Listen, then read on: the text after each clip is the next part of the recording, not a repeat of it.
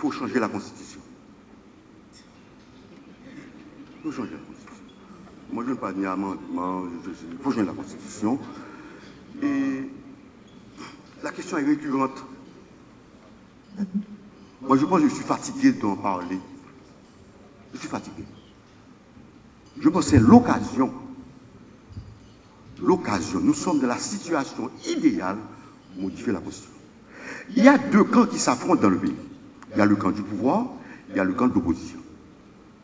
Le pouvoir veut changer la Constitution, je ne sais pas comment est-ce qu'il va faire, moi je parle de changement, et l'opposition demande le changement dans le cadre d'une transition. Les deux veulent changer la Constitution. Donc maintenant, il faut la changer. Les professeurs demandent, et nous autres, au barreau de Port-au-Prince, nous avions organisé une conférence scientifique sur la Constitution. Le thème de cette conférence était « Quelle Constitution pour Haïti ?» Et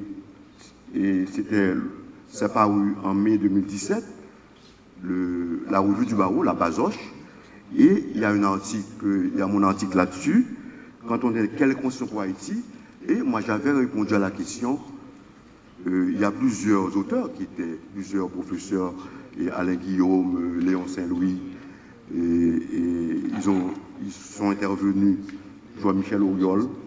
Moi, j'ai dit qu'il nous fallait une autre constitution pour Haïti. Une autre constitution pour Haïti. En dehors des préoccupations politiques, de camp, de ceci, moi, je suis d'aucun camp. Moi, je suis pour le changement total, capital dans le pays.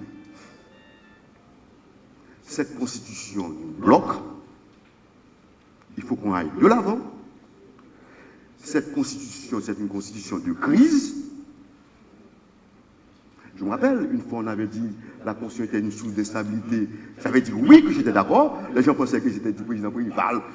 Comment maintenant va être du président dans le camp du président Préval? Je suis donc un camp. Aucun parti ne peut m'intégrer. Promettez pas. Aucun parti. Moi, ce qui m'intéresse, c'est le changement dans le pays. On en souffre. C'est une constitution qui provoque l'instabilité. J'ai commencé à écrire depuis 1995. J'ai presque plus de 300 articles. Mais ça tourne autour de ratification du Premier ministre. Il y a toujours un problème. Le président élu ne peut pas, c'est normal, le président élu ne peut pas installer son gouvernement. Il ne peut pas. Pour choisir un Premier ministre, il ne peut pas choisir un Premier ministre. Il y a toujours un problème. Le président Préval a passé un mois pour choisir le Premier ministre. Le président, après il a passé pour choisir le Premier ministre. Après il a fait partir le Premier ministre. Il ne pouvait pas le remplacer. On a vu, Martelly a eu le problème de, comment on appelle ça, il avait, avant Ouzier, le problème de Gousse, Coni, Lamotte. Vous savez que Lamotte, qui se sentait plus à l'aise. Même là encore, on m'a dit que les relations se détérioraient après. Les gens me disent qu'il faut une prémisse de cohabitation. Mais j'étais contre le concept de une prémisse de cohabitation.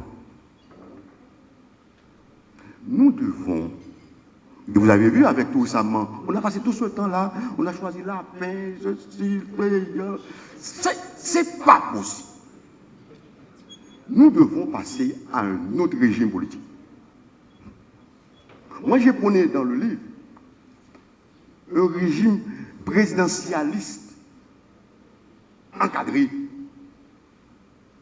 juridictionnellement encadré, juridiquement encadré. Il ne faut pas passer à côté. Le président ne veut pas. Ce n'est pas possible.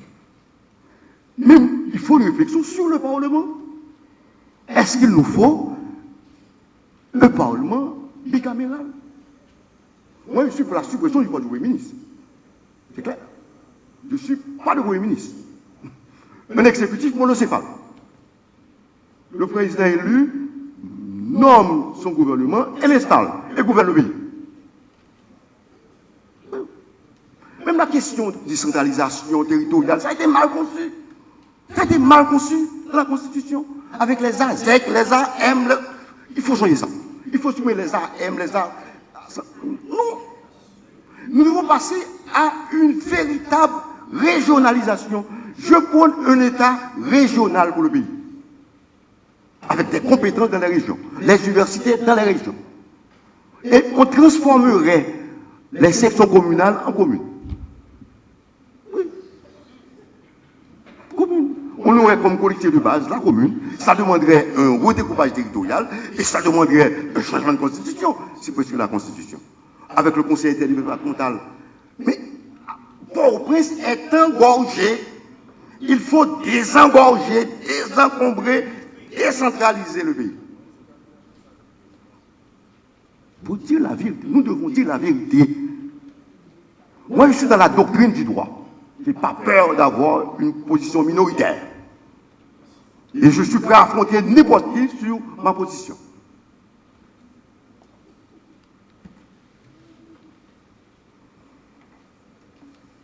Si on est assez, on en a marre. On en souffre. On a l'impression que le pays n'est ni gouverné, ni administré. Il y a toujours un conflit entre l'exécutif et le législatif. Un conflit entre le président et le premier ministre. Parce que le poste du premier ministre a été créé pour faire contre-poids au président. C'est ça l'idée. Il fallait tenter le président de la République. C'était ça l'idée. Quand on parle du président, on ne voit pas le président qui est là, non? Quel soit le président? Moi, j'ai un étudiant qui a fait son mémoire, qui a réalisé son mémoire sur ma direction. Quel était le titre de son mémoire? La Constitution de 87, une constitution contre le président de la République. C'était ça l'idée. Il fallait tenter. On a connu 29 ans de dictature. Mais après 29 ans, on devrait réévaluer. Les gens pensent à Duvalier, c'est fini, c'est fini. Maintenant, moi je suis maître d'Orval, je veux vivre dans ce pays. Moi je m'en fous de Duvalier. Quelle constitution pour faire marcher le pays? C'est ça qui m'intéresse, moi. Les deux sont morts. On ne peut pas rétablir la dictature dans ce pays. On ne peut pas rétablir la dictature dans ce pays. Il ne peut pas y avoir une alternance apaisée dans ce pays. Regarde, chaque fois. Maintenant, on est dans un débat. Oui, c'est ça. Il n'y a pas d'alternance apaisée. Il y a toujours un conflit. La Constitution affaiblit le pouvoir exécutif, du Parlement. Ils font rééquilibrage des pouvoirs. Regardez. On a un amendement controversé. L'amendement du 9 mai 2011. Vous savez que l'amendement qui est en vigueur, véritablement, c'est l'amendement qui a été publié avant le départ du président Préval, le 13 mai 2011. M. Martelly avait pris un arrêté pour rapporter la loi constitutionnelle. Mais un arrêté ne saurait rapporter une loi constitutionnelle. Il y a une hiérarchie des normes. Normalement, l'amendement qui est en vigueur, c'est l'amendement qui a été publié le 13 mai et qui est en vigueur le 14 mai. Même s'il y a des difficultés, des problèmes, les gens ont traficoté sur l'amendement, mais on vit avec cet amendement. Je suis allé à une conférence à Boston. Les gens m'ont dit maintenant, qu'est-ce qu'on fait avec l'amendement? On dit, bon, l'amendement est là, puisque nous sommes devant des amendements de fait. Mais les gens m'ont interpellé. Mais M. Dorval, on ne saurait parler d'une constitution d'amendement de fait. Des fois, les gens, dimanche dernier, j'ai reçu un appel d'un avocat du barreau de Port-au-Prince. Mais Dorval, je vais intervenir, je voudrais avoir certaines précisions. Mais cet amendement-là, il existe. Bon, est-ce qu'un pays, on dit maintenant, quelle constitution qui est en vigueur, quel est l'amendement qui est en vigueur? C'est anormal. Il faut changer ça. Ça, c'est pas possible. Mais que faire? Qu'est-ce qu'il faut faire? Quoi changer? Comment changer? Nous avons dit qu'il faut supprimer le municipal de l'exécutif, avec un président, une exécutif municipal avec un président, qui est à la fois chef de l'État et chef du gouvernement. C'est la tradition haïtienne. Le Parlement fera son contrôle du gouvernement. Le Parlement n'a pas là pour gouverner. On voit, dans la Constitution, le Parlement gouverne. Le Parlement fait chanter le pouvoir, fait chanter l'exécutif. Et ça entretient la corruption. il y a le bicaméralisme, la réflexion sur ça. Nous devons transformer la décentralisation, il faut ouvrir tout ça. Et la séparation de la Cour supérieure des comptes du contentieux administratif. Il faut séparer ça. La Cour des comptes, la décharge ne doit être croyée que par la Cour supérieure des comptes, et non par le Parlement. On a fait de la décharge une arme politique. Il faut que la Cour des comptes donne des charges chaque année. Il faut prévoir dans la Constitution, s'ils ne donnent pas des charges, ils seront démissionnaires. Nous devons faire quelque chose. Le contrôle de constitutionnalité qui est prévu avec l'amendement, mais l'amendement controversé. Bon, les gens voulaient installer le Conseil constitutionnel. J'ai dit non, il ne fallait pas faire. Vous allez quand même. Une institution comme le Conseil constitutionnel, c'est une constitution sacrée. Vous l'avez dit.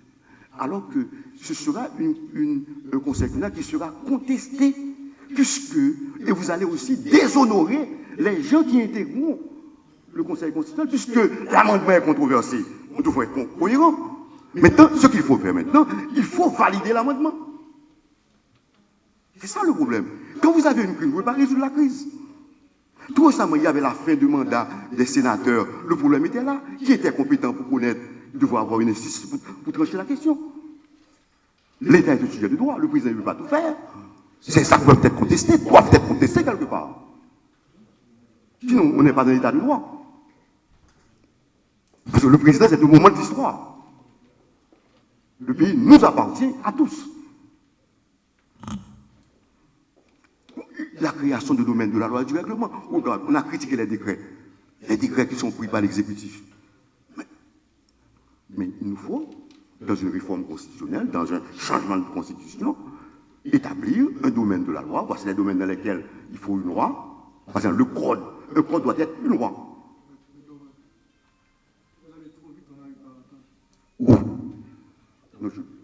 Le code, vous n'avez pas entendu? Vous n'avez pas entendu ou bien les autres n'ont pas entendu?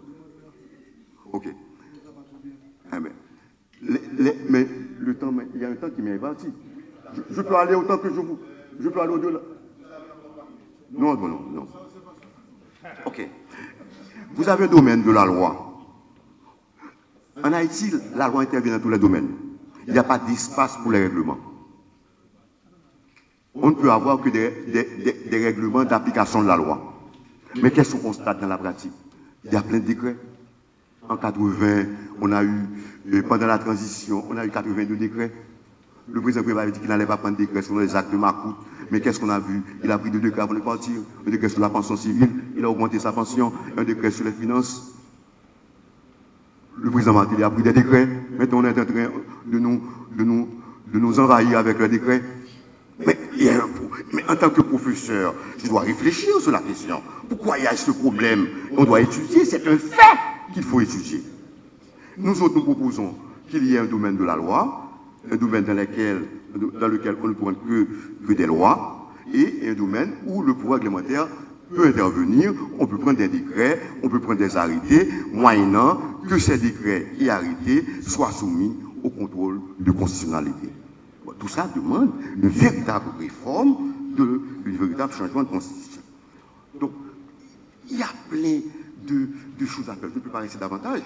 Les enjeux, si on change de constitution, on change bien la constitution. L'enjeu, c'est la stabilité. Nous avons besoin de la stabilité pour fonctionner. J'ai quitté Haïti fin 85.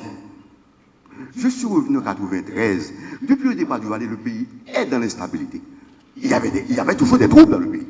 Mais nous sommes dans l'instabilité. J'ai rencontré quelqu'un, il m'a dit, mais Torval, un jeune, je suis de la génération de 87. Depuis que je suis né, je suis dans la violence. Je suis né dans la violence. Nous sommes nés, ces gens-là sont nés dans l'instabilité. On n'a pas connu le beau Port-au-Prince.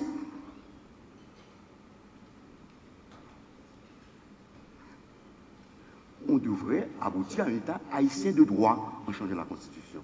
Avec les voies de recours, avec les institutions, même le CSPJ. On devrait revoir tout ça. Il faut une réflexion. Est-ce que les juges doivent être élus? Oui, le débat. Est-ce que les membres du CSPJ doivent être élus? C'est un pouvoir. Parce que l'interlocuteur du président CSPJ, c'est le président de la République. Ce n'est pas le ministre, non? Non, c'est le président de la République. Donc, l'établissement d'un état de droit, sans état de droit, on ne peut pas aller nulle part. Il faut faire fonctionner, séparer la Cour des comptes. À ce moment-là, quand il y a un problème, on ne va pas devant la Cour, on ne va pas devant un juge administratif. Parce que l'État est un sujet de droit. Mais quand on met ça à la Cour des comptes est embourbée par les problèmes financiers, par les questions financières, par le contrôle financier. C'est important. J'ai pas dit maintenant, toute la décharge doit être transférée à la Cour suprême des comptes pour que, même pour un ministre, on a rétabli la bonne civile dans le pays. Le type passe tout son temps vie à servir l'État, après il ne peut pas avoir des charges. Et puis on parachute quelqu'un comme président, comme ceci, cela, alors que quelqu'un qui est ministre, premier ministre, est habile à devenir président.